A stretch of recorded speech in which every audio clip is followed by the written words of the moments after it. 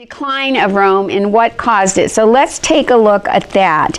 If you look on page 134, it says decline of the Republic. So the first thing to decline in Rome was the Republic.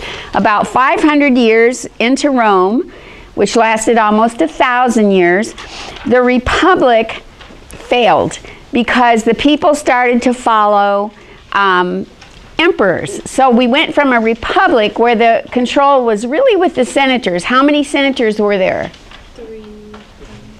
300 senators. The control was really with them, but now there was an emperor. So that's like having a king again, absolute rule. But that was only the beginning. During the next few hundred years, they went through some good times and bad times. There was a 200-year period called Pax Romana. Does everybody know what that is? Pax Romana. Okay, the peace of Rome. Pax means peace. And this was a period of relatively a peaceful time in Rome. This would have been a nice time to live in Rome. But something started happening to cause decline, and let's look at the reasons why this happened. One is that as they were more and more victorious in battle, and now we're going to section 5, as they were more and more victorious in battle, they began to get wealthy and bring home slaves from battle. And as they had more and more slaves on their big latifundias, their big estates, they stopped buying food from the farmers in Rome and started having their slaves grow their food. And so the farmers were really, really struggling because they weren't able to sell their goods. So what happened to Rome is, as they were more victorious, they got fat and lazy. That's one of the best ways to describe it, because here's what happened. First of all, the influx of slaves put the farmers out of business, and we'll talk about the problems that caused, because there were some serious problems there. But they put the farmers out of business. They also made the people live in such a luxurious and extravagant lifestyle that they started wanting more and more extravagance. I can remember reading in one book that one of the delicacies they would serve at their parties were candied hummingbird tongues. Now, if you were going to eat a hummingbird tongue, which is a tiny little thing, think how many hummingbirds you would have to destroy. So they were getting ridiculous, but they had the Roman baths, and they had more and more people who didn't need to really work. And so that part wasn't good, because the next thing that happened is all young men in the Republic had to serve the country. They had to be, if there was a war, they were on duty. Everyone had to serve as a military officer.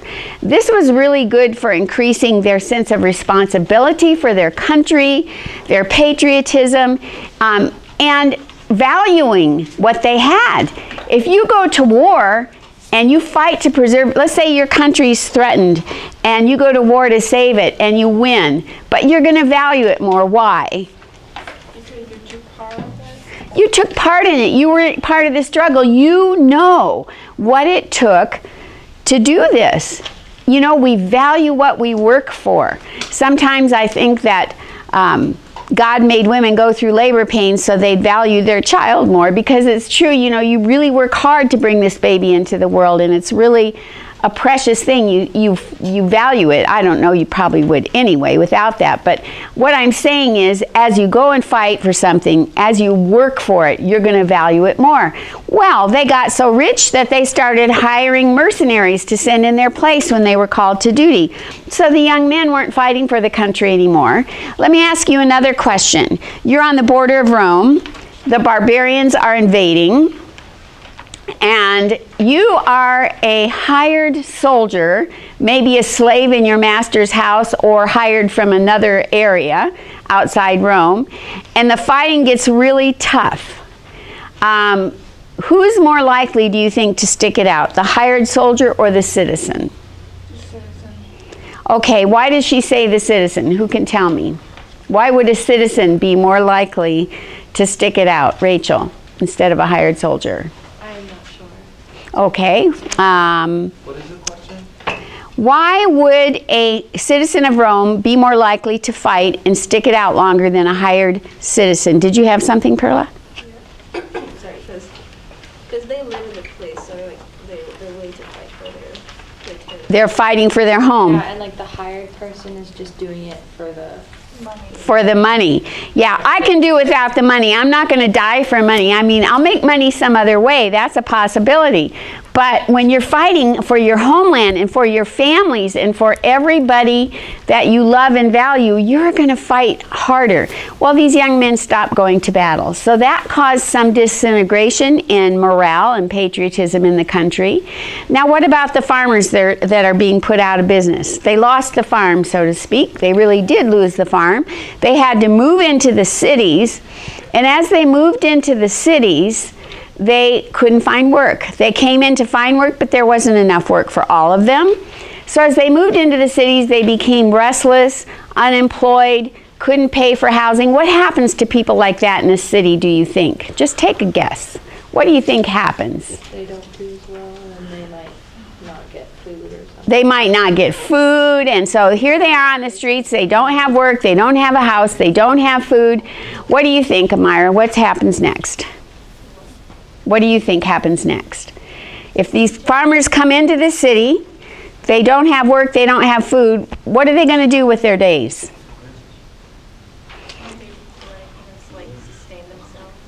They have to sustain themselves, that's right, but how are they going to do it?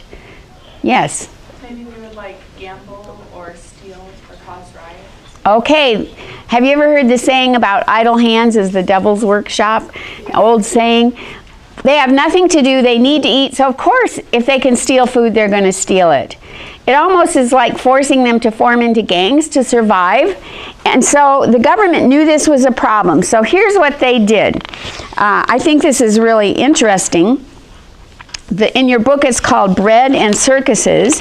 What they did is they gave these people who were restless and hungry, they gave them bread, they gave them free bread or free food of some kind. And then they let them into the arena in the cheap seats to see the games, because by watching the games they could let out their frustration and their aggressive tendencies and their angry. So what they were trying to do is just make them bland and harmless, and it did help.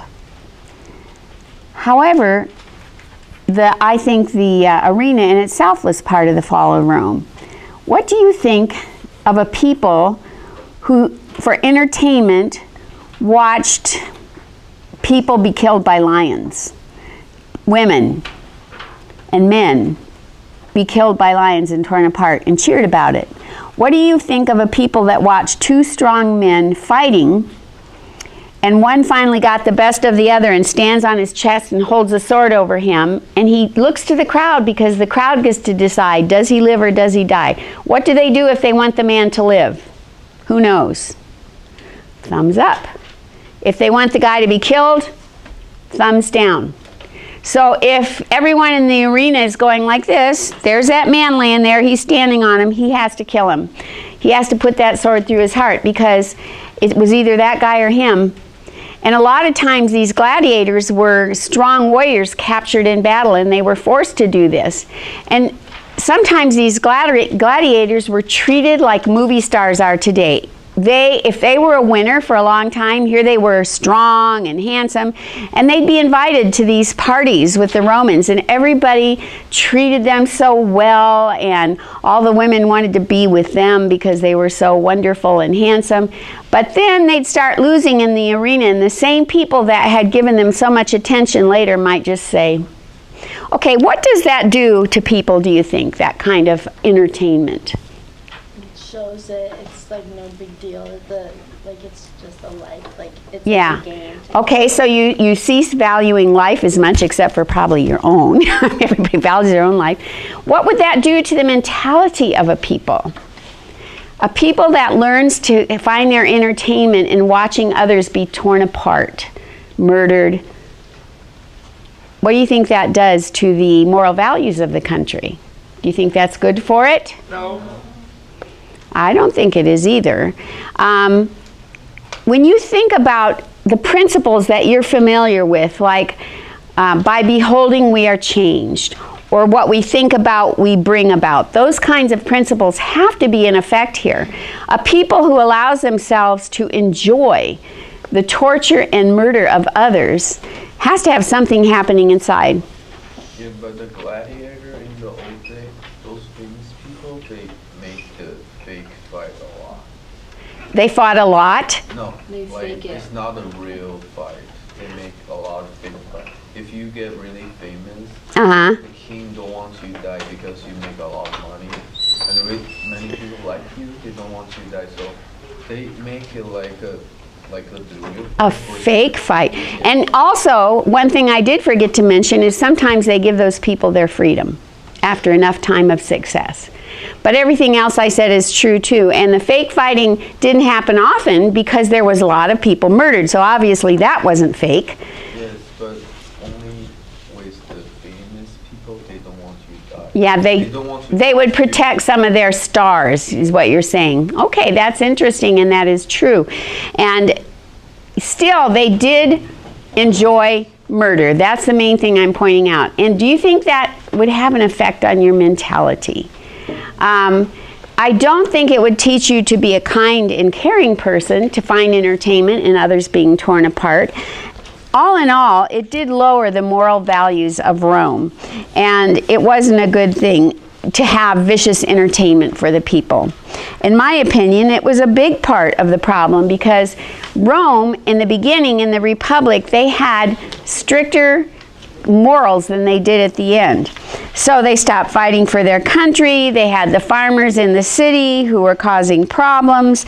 Then they had economic problems. Of course, the farmers were the economic problems. But the other thing is they started having struggles for power. The emperors became rather vicious too. I mean, they had it modeled for them all the time. If you want to win, kill the opponent. That's what you learn in the arena. If you want to survive, kill the others. And so the emperors had some little vicious things going on too. Ambitious generals would seize power. The Pax Romana was over, and emperors started struggling for power. Now, some good emperors came along during this time. Diocletian, you heard about. And Diocletian, he set out to restore order, and he did a pretty good job. He tried to increase the prestige of the emperor by surrounding himself with elaborate ceremonies.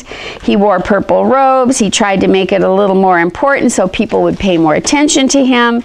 And he took steps towards ending the economic decay to slow the inflation that was happening because of it. And things looked pretty good, but it didn't last after him. And then Emperor Constantine, in 312, he was a talented general who took power. Constantine became a Christian, and he passed the Edict of Milan in 313, which made Rome a Christian country. He built a new capital in Constantinople, which is where Istanbul is today. So it was Byzantium, Constantinople, Istanbul, that same city. And he built this, and it was wonderful, but it didn't help Rome in the West and in Italy to lose the capital. The capital had been Rome, and by moving it out, it caused further decline in Italy, where Rome had originally been based.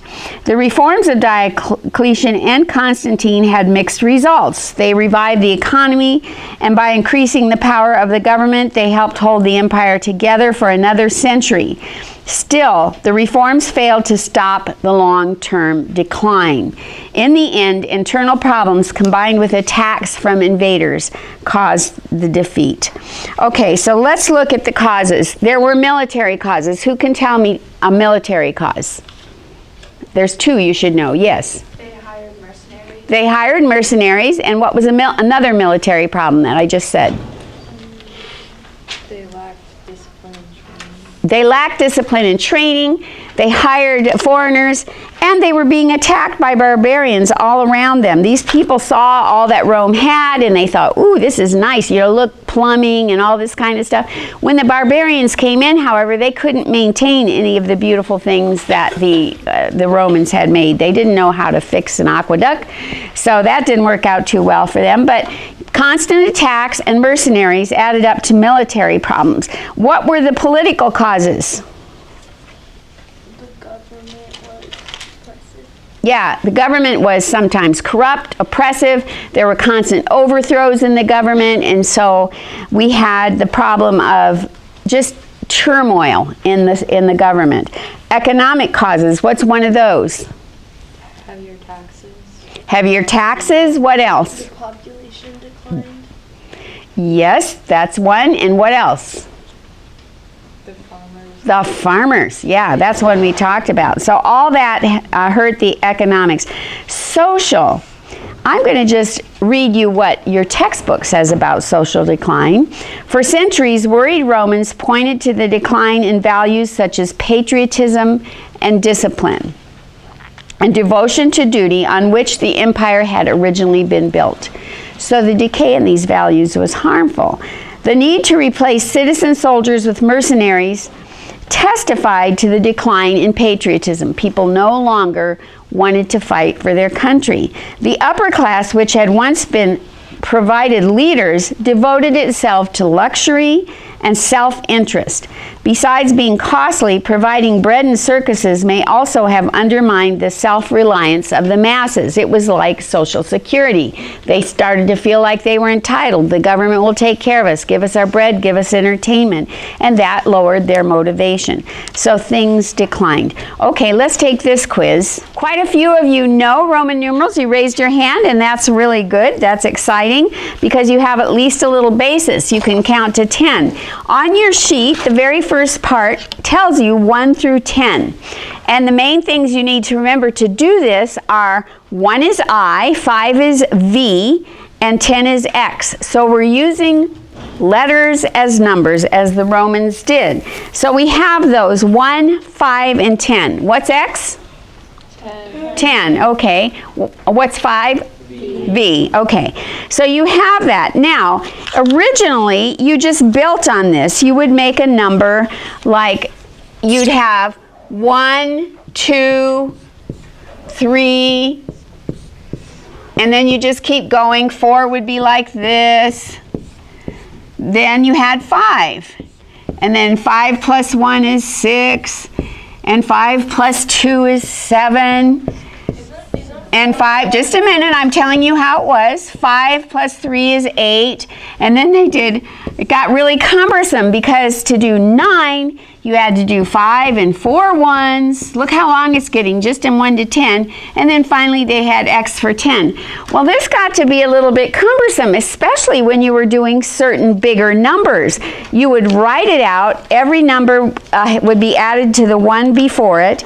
And it got kind of crazy. Let's look at a number such as 99. 99 would have had to been, do you know from your sheet what L is?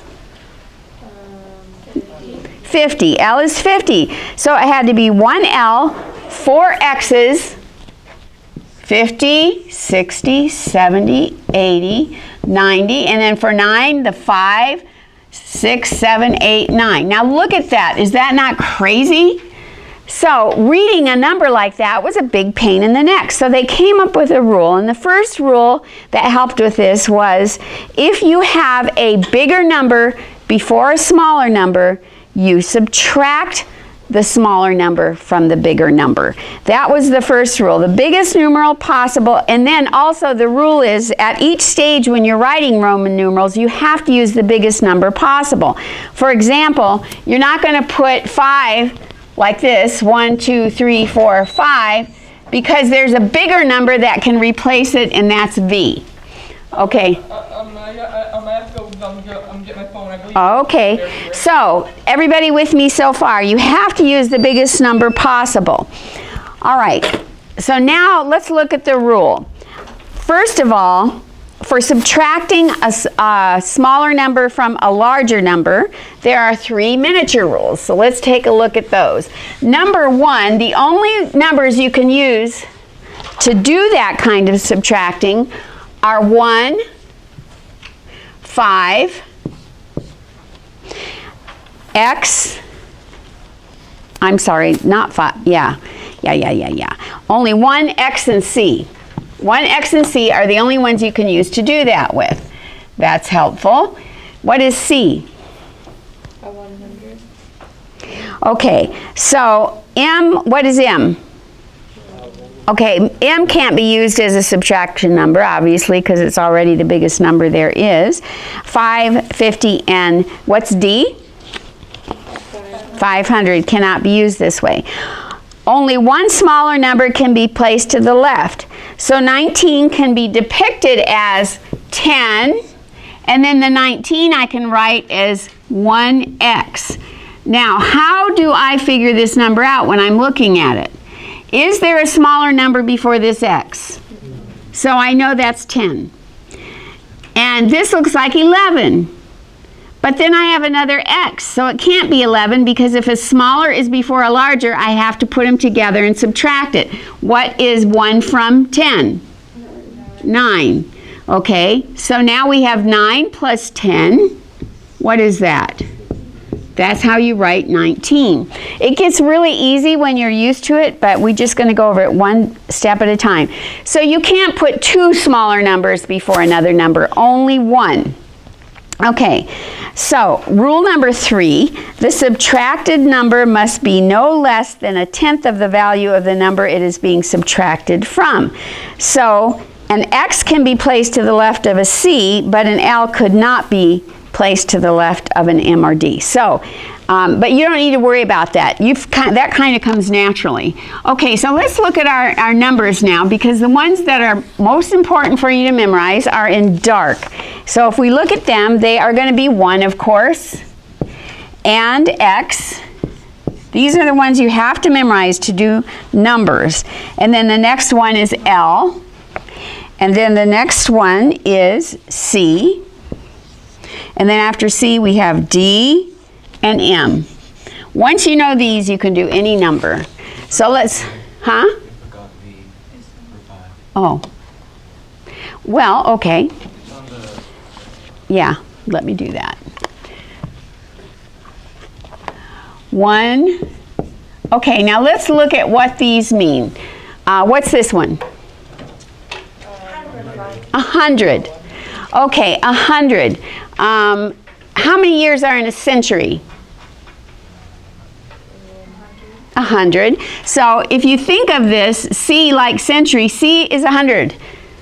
This is a cent. C is 100. D, what is D? 500. You just have to remember that. What's M? 1,000. 1,000. Okay. It'd be easy if you spoke French, because in French, 1,000 is 1000. And that would make it easier because I could say 1,000 begins with M. You can't do that in English. What's L? 50. What's M? What's D? What's X? What's L? Okay. What's C? What's D? What's V? What's M? What's I? Okay. Now, look at your sheet and it'll show you the progression. It's quite easy. You learn 1 through 10 first. You are going to have a quiz tomorrow where you have to write 1 through 10 in Roman numerals. Can you do that? It uses the subtraction rule only for number 4 and 9. 4, instead of being written like this, 1, 2, 3, 4, which is possible. If you wrote that, they'd figure it out. But instead, to make it easier, we do 1 from 5. So that's 4. Pretty soon, you just look at that and you see 4. It gets really easy when you're familiar with them. I'm teaching you this so that when you all go on your grand tour of Europe, and you go to all these buildings, some of them, 1,000 years old or whatever, you will be able to read when they were built. You'll be able to read the numbers. In fact, they still use Roman numerals on some fairly recent buildings. And so I might ask you on a quiz, how do you write out this year, 2017, or something like that? And you're going to know how to do it. So let's just first focus on 1 through 5. So that would be I, 3 I's, IV, V, VI, a V and 2 I's, a V and 3 I's, IX, X. So does everyone know that? Is that Shauna's device? I'm sorry, Shauna. She goes with one purple. Yes, well, maybe we ought to stick that out in the hall, Mrs. Barnes. Her mom calls her My mom tries to text her, and if she doesn't pick up, She does on the iPhone, so you just have to like press. Oh. Okay. Yeah. Oh my goodness. Too bad she's not here to take care of that. Not to look for it. Yeah, okay. Well, she'll find it when she comes back, I guess. You're welcome. All right, there we go. All right, so you know 1 through 10. How many of you could write 1 through 10 right now? Kendi, could you do 1 through 10 right now if I asked you to? Okay, good. Could you? All right, everybody's okay on 1 through 10. Now from there, it's easy because you just add 1 through 10 to the numbers, like 10. The teens are 10 plus. Can you turn that off, please? Okay, sorry. Thank you. Okay, so for the teens, you just take 10 along the side and you add the numbers 1 through 10 to it. Does that make sense? So it'd be 10 and 1, 10 and 2, 10 and 3, 10 and 4, 10 and 5. This is how the Chinese do their numbers, and it's so much smarter than what we do, because what they say is if you have 10, which I think is something like shi, is that 10? Okay, so you have 10, and instead of having a stupid number like 11 or 12, which doesn't make sense mathematically, they call 11 10 and 1, 10 2, 10 3, 10 4, 10 5, like that. And that's why it's simpler to do math when you learn numbers that way, because everything makes sense. So here the Romans are doing the same thing. They're going 10 and 1, 10 and 2. So now that you can count to 10, you can go all the way up to 39 quite easily, right? Because all you do is take the numbers 1 through 10 and add 1x or 2x or 3x's in front of it. Everybody good on that? Okay, but it changes when you get to 40, because 40 is XL. Which is the smaller number of those two?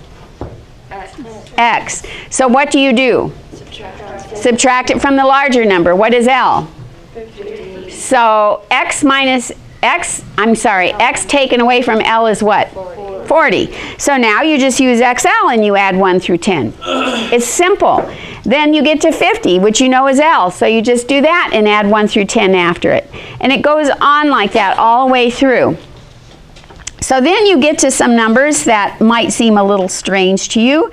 Let's try it. I'll put one on the board and you see if you can tell me what it is. We have M is what? Okay, 1,000.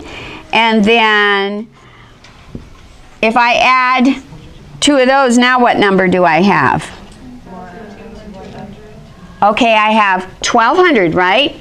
That's 1,000, and I know I don't subtract this from this or this from this. Why? Because it's not on the left. Okay, they're not smaller than the number after them. So now I put down, let's see, I've got 1,200. I'm going to put XC. Now what do I do?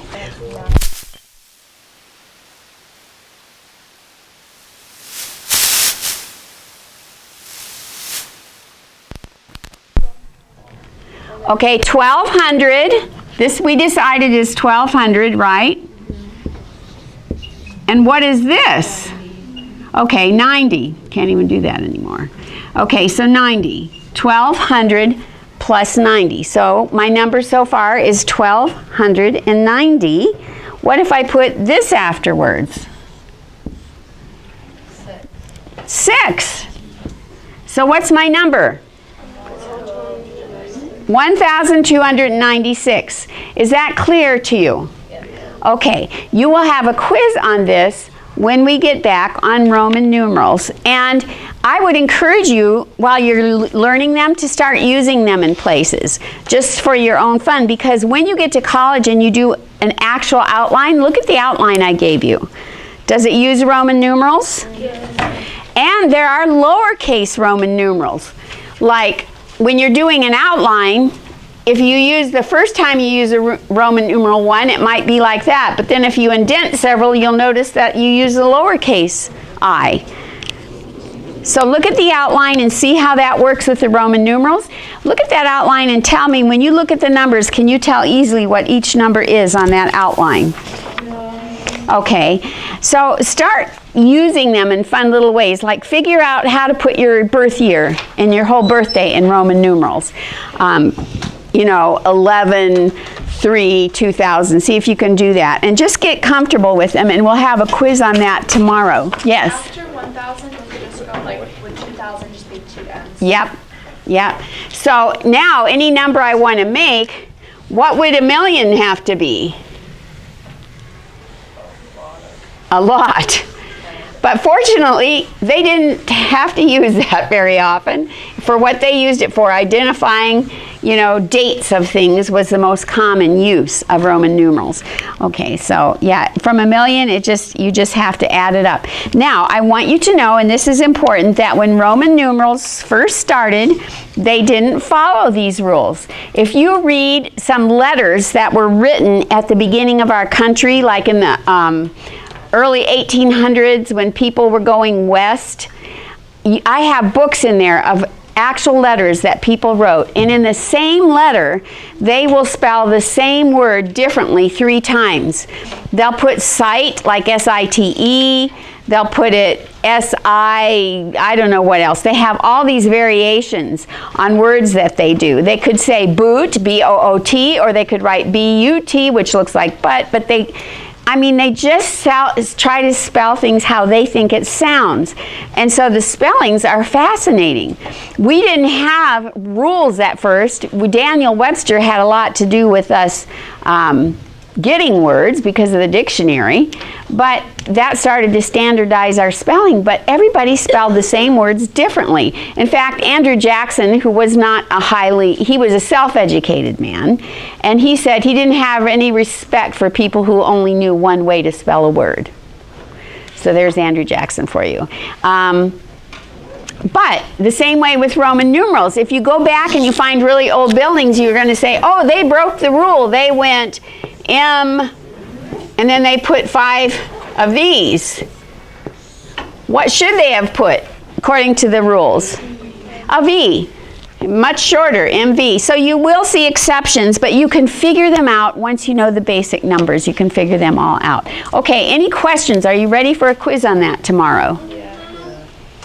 Okay, and use your sheet and memorize the dark numbers and you'll have it. If you memorize 1 through 10 plus all the dark numbers, you'll have it. You'll be fine on the quiz. All right, we don't have time to read anything today, so we'll finish our stories tomorrow instead of the art and PowerPoint we were going to look at. All right.